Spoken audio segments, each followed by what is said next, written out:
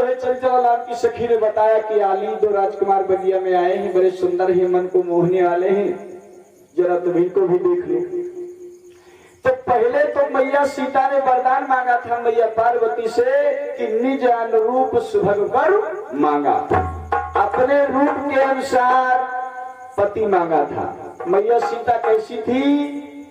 गोरे शरीर की थी। और फिर भगवान कैसे उनको मिल गए? वो तो काले शरीर के थे। मैया सीता ने पहली एप्लीकेशन लगाई थी निज अनुरूप सुभग वर मांगा। और भक्तों अब क्या हुआ? उस एप्लीकेशन को खारिज करा दिया मां ने। अब क्या मांगती है देखो भैया, तो सुन से सत्य आशीष हमारी पूज्य मन कामना तुम्हारी, का तुम्हारे मन की इच्छा पूरी होगी। और ये भी कहा नारद वचन सदा सुच साचा, सोबर मिले जाहि मन राजा।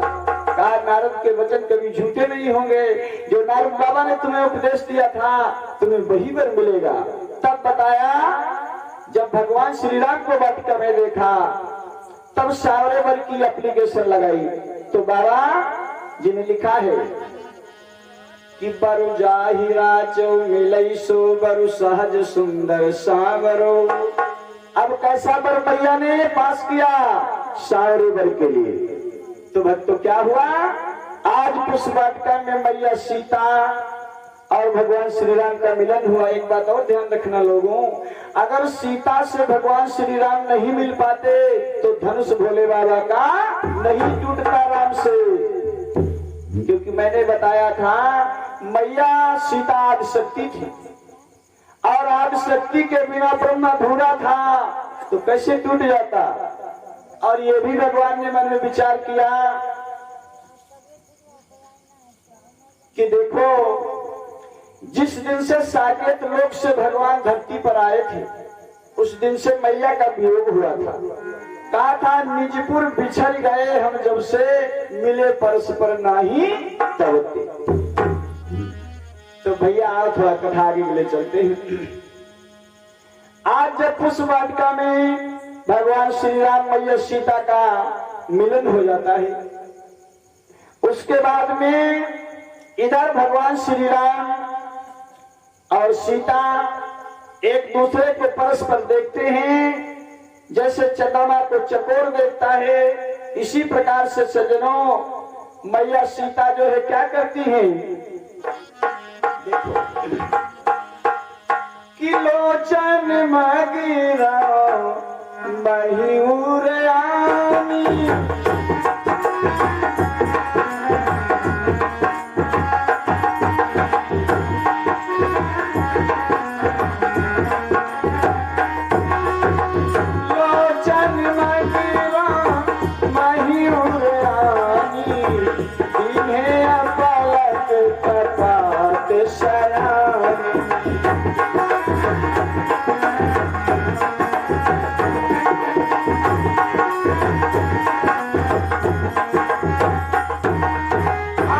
सीता ने क्या किया?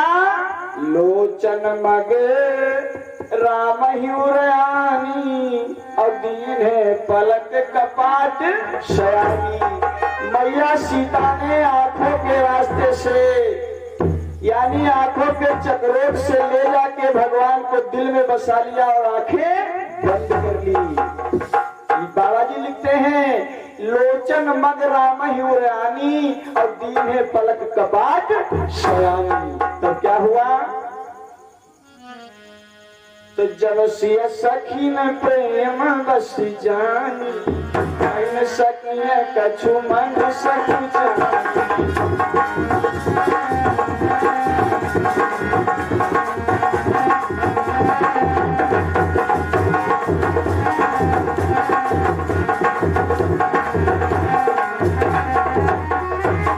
सखियों ने देखा मैया सीता की हालत कैसी है। जब सिए सखी ने प्रेम बस जानी, कहीं न सकई कछु मन से कुचानी। मन में संकोच करने लगी लेकिन सीता से कुछ नहीं कहा और एक वादा किया गया। तो क्या देखो कि पुनियाऊ गए ही बेरिये काली,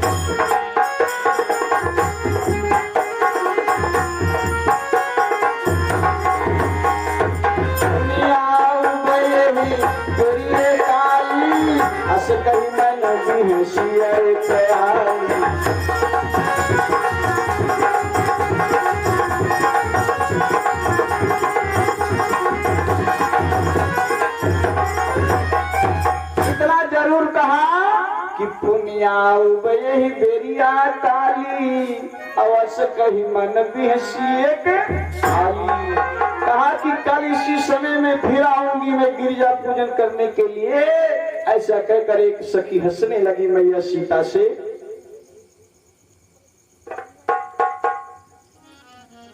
आज सजनों मैया सीता और श्री राम का कैसे मिलन होता है, इसके पहले आइए चौपाई पर ध्यान दें कि कंकन किंकिर नूपुर धुन सुन।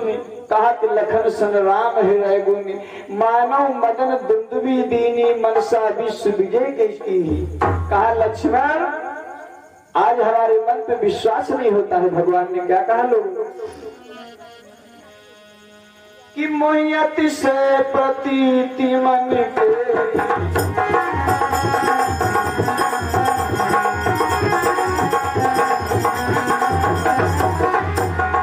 मोहियति से प्रतीति मन के जैसे अपने ऊपर नारी लहे।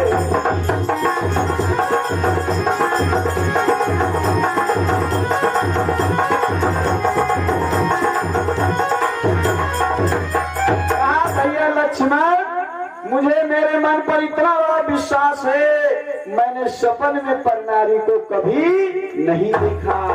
आज क्या बात है जो मेरा मन इतना चंचल होता है। तो लक्ष्मण ने कहा भैया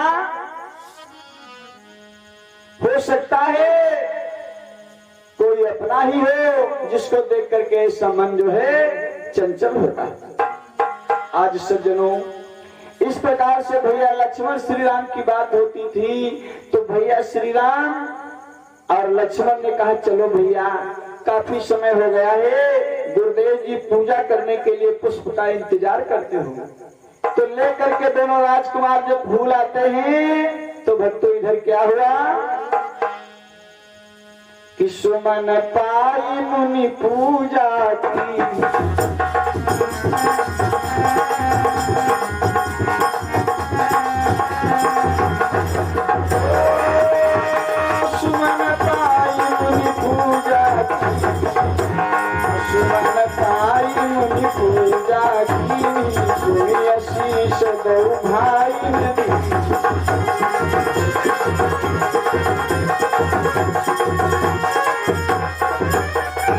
आज बाबा विश्वामित्र जी को जो पुष्प दे दिया भगवान श्री राम लक्ष्मण ने ले जा करके तो सुमन पाई मुनि पूजा कीन्ही अपनी आशीष दो भाई। आशीर्वाद देने लगे राम और लक्ष्मण को। कैसे आशीर्वाद दिया भैया? अरे सुफल मनोरथ होई तुम्हारे राम लखन सुनि भय सुखा।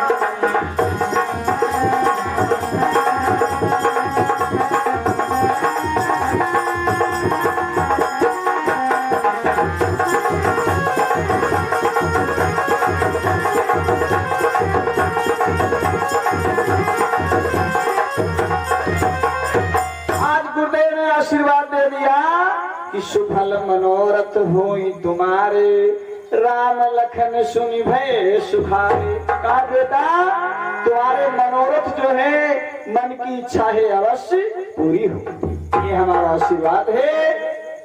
और इधर पुष्पों को पाया अपना पूजन किया उसके बाद वे लोग आगे थोड़ी कथा और लेकर के चलते हैं। देखो तब तक प्राची दिशा यानी पूर्व दिशा की तरफ जो है चंद्रमा उदय होता है और धीरे धीरे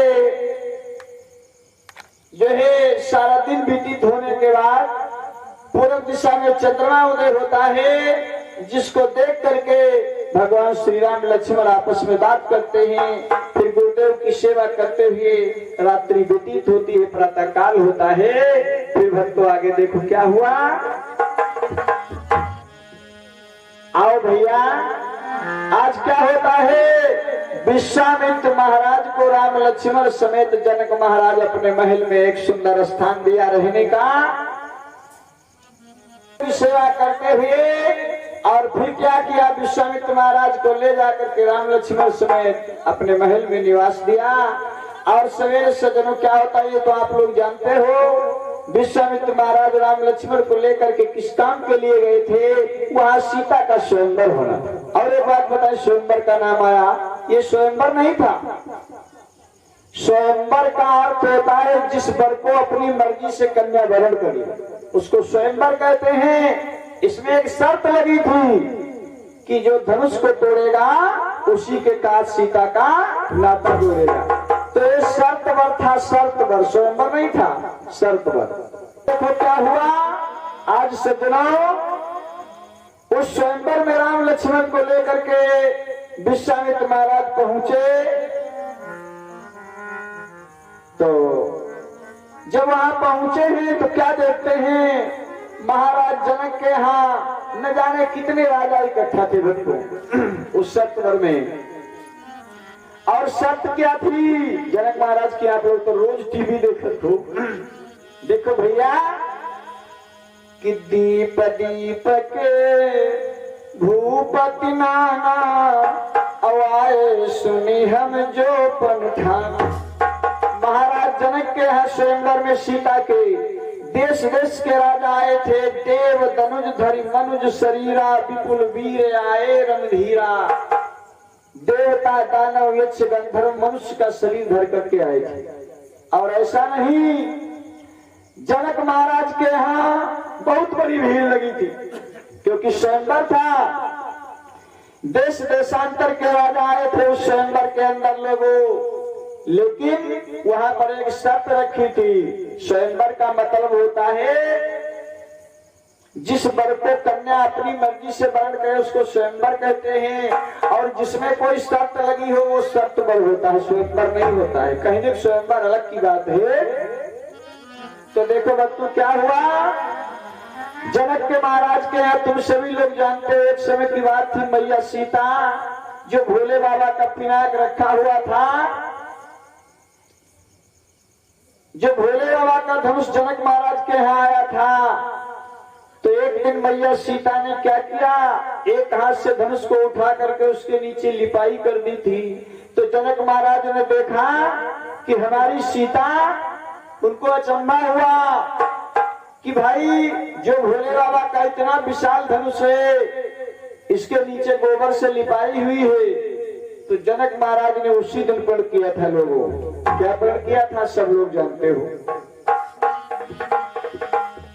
कि जिस महावीर की महाशक्ति ये धनुआ तोड़ गिराए।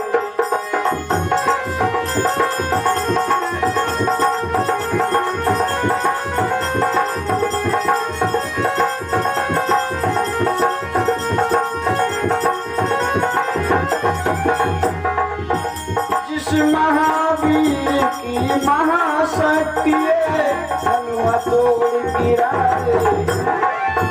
बस उसी वीर को निर्विवाद जानकी विवाही जाए।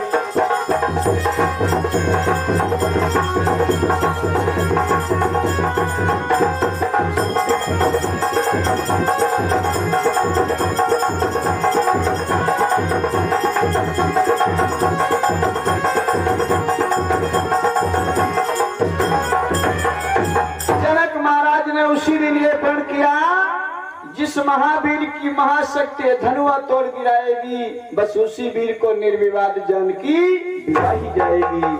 तो देश देशांतर के राजा आए लोगों भगवान भोले बाबा के धनुष को तोड़ने के लिए। लेकिन लोगों क्या हुआ देखो भैया, आज जो वीरता के अभिमानी राजा थे जिनको अपने बल के ऊपर बहुत बड़ा घमंड था, उन्होंने क्या किया भैया देखो कि तमकिता की तक शिव धनुधर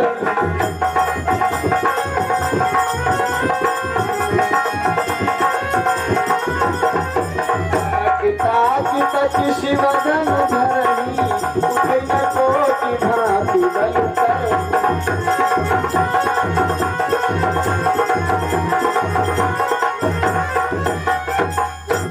जो वीरता के अभिमानी राजा थे बड़ी ताकत लगा करके तमक ताक तक शिव धनुधरणी बड़ी ताकत लगाते हैं भगवान भोले बाबा की चाप को पकड़ करके।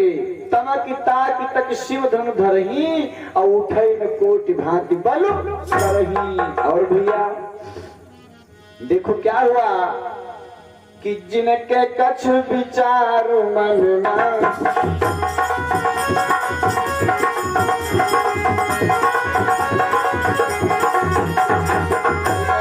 कछ विचार मन माही जप समीप नहीं कर जा।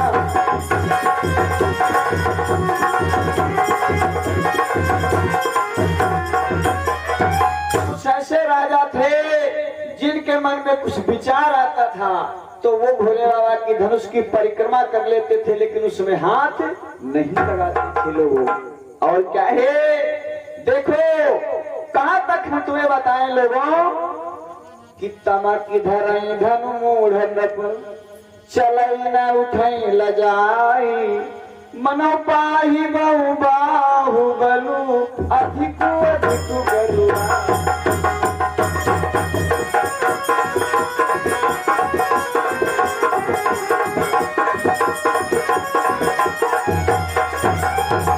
आज मेरा सुंदर भाव मिला। क्या लिखा बाबा गोस्वामी जी ने? तमकी धरई धनु मूढ़ नृपो। मूर्ख राजा तमतमाए धनुष पकड़ते हैं। तमकी धरई धनु मूढ़ नृपो उठई न चलई लजाई मनो पाई भट बाहुबल। दो शब्द आए भट बाहुबल। मनो पाई भट बाहुबलु अधिक अधिक गरुआ। ऐसा मालूम होता है जितने राजा भोले बाबा के धनुष को पकड़ते हैं उतना वो गरुआ भारी होता जाता है। क्यों? इस धनुष में प्राण थे दधीच महाराज के। सतयुग की बात थी लोगों। सतयुग में प्राण हड्डियों में होते थे। जिस समय सतयुग में 3 हथियार बनाए गए थे, सारंग, पिनाक और वज्र। सारंग भगवान विष्णु के पास में था, पिनाक भोले बाबा के पास में था। ये वही धनुष पिनाक है जो दधीच महाराज की नाक की हड्डी से बना हुआ था। और एक वज्र बनाया गया था जो देवराज इंद्र के पास में था। इसमें दधीच महाराज के प्राण थे क्योंकि सतयुग में यह धनुष बना था। सतयुग में हड्डियों में प्राण होते थे, इसलिए राजाओं के बल को पा करके धनुष भारी होता जाता है। और भैया देखो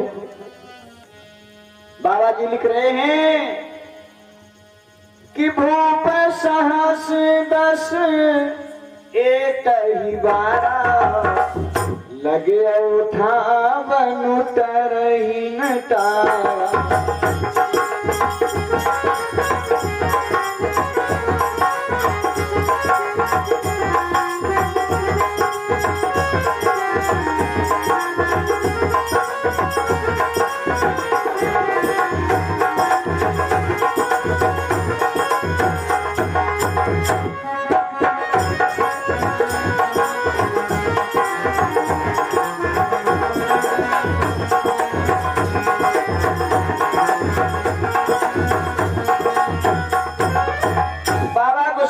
लिख रहे हैं भूप सहस 10 एक बारा लगे उठावन तरई न तारा। बाबा जी लिख रहे हैं 10,000 राजा धनुष को उठाने लगे लेकिन भोले बाबा का धनुष नहीं उठा। आप लोग विचार करें उस समय के राजा चींटी थे कि मच्छर थे। 10,000 राजाओं के 20,000 हाथ हुए लोगों। तो भगवान भोले बाबा के धनुष को मान लिया अगर सब मिलके उठा भी लेते तो भी डरते तो सीता अकेली रहे के गलम जयमाला डरते, फिर भी समस्या थी। बाबा जी ने लिखा कि भूप सांस 10 एक बारा और लगे उठावन तरई नकारा। कैसे भैया देखो एक बार में नहीं बारी बारी करके 12 शब्द आया। भूप सांस 10 एक बारा यानी एक राजा एक ही बार उठाता था और जब लज्जित हो जाता तो सर नीचा करके बगल में बैठ जाता था। और बाबा जी लिख रहे हैं कि भूप सांस 10 एक बारा और लगे उठावन तरई नकारा। और भैया यहां तक देखो बड़े बड़े शूरवीर बलवान योद्धा आए थे भैया। क्या हुआ कि रावण बाणी छुआ नहीं चापा,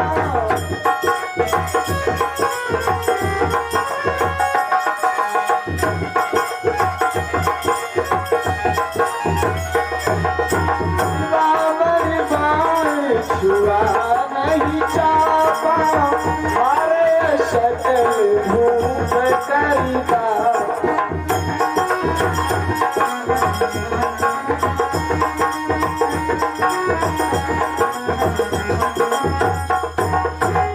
उस स्वयंवर में रावण और बारासुर भी गया था। महाराज बलि का पुत्र बारासुर और रावण भी उस स्वयंवर में गया था। लेकिन बाबा जी लिख रहे हैं कि रावण बाण छुआ नहीं चाहता। रावण और बारासुर ने भोले बाबा के धनुष को नहीं छुआ, क्योंकि रावण विद्वान था लोगों कि रावण अति विद्वान कहा,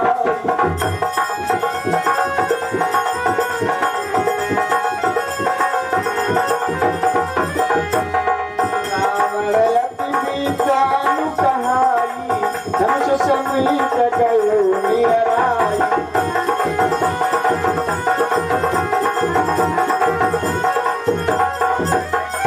रावण विद्वान था, जैसे धनुष के पास में गया तो उसने क्या देखा, कुछ लिखा था धनुष के ऊपर लोगों, तो देखे लिखे धनुष पर अंका, तब रावण उपजी मन शंका।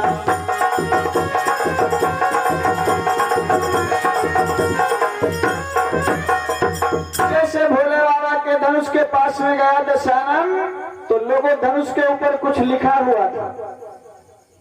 क्या देखा उसने, क्या लिखा था धनुष के ऊपर लोगों? अच्छा बताओ रामपाल गम्मा, तू रामायण देखती, धनुष पर क्या लिखा? बहुत पर्दा देखत, टीवी देखत रोज सुबह।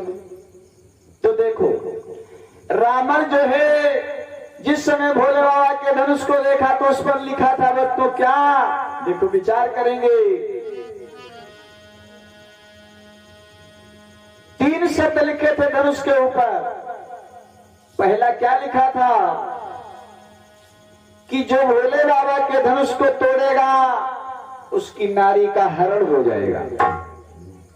बीच में लिखा था जो भोले बाबा के धनुष को तोड़ेगा उसके पिता का मरण हो जाएगा।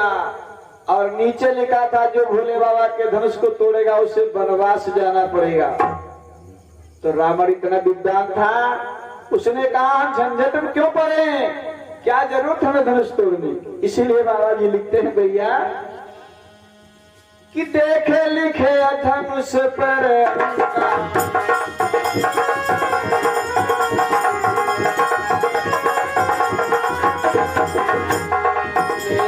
लिखे धनुष पर अंका, तब रावण उपजी मन शंका।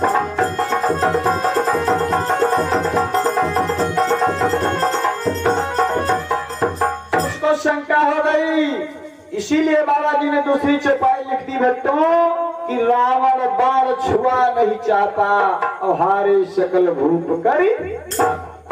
इसीलिए रावण ने भोले बाबा के धनुष में हाथ नहीं लगाया था, क्योंकि वो जानता था, उतना विद्वान था, धनुष के ऊपर लिखे हुए अंकों को उसने पढ़ लिया था।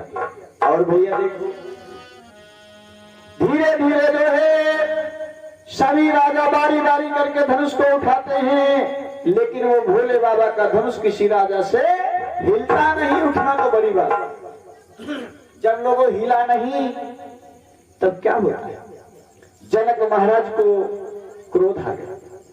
कहने लगे जनक महाराज कि